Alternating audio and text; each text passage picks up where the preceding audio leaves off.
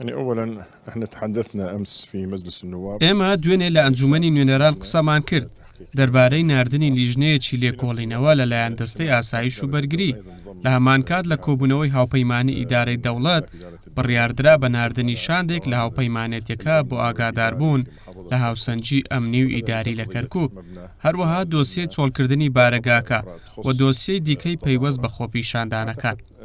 بابەتەکە تەنها خۆپیشاندان نییە. کەرکووک ماوەی 6 ساڵە لە 2017ەوە پێکەوە ژیانێکی ئاشتیانەی تێدایە.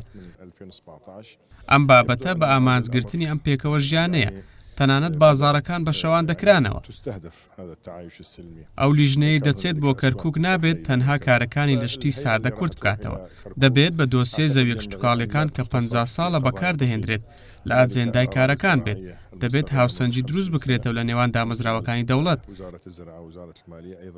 دەبێت گۆڕانکاری دیمۆگرافیای چێک بێت لە بابەتەکان. غەدر لە تورکمان کراوە بە دەرەجەی یەکەم چونکە دوو لایەنەکەی تر سیاسەتی عەرەب و تەکریدیان بەکارهێناوە.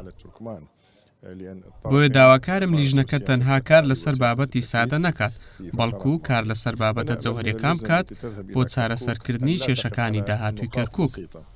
وإنما نقاط جوهرية لحل مشكلة كركوك المستقبلية.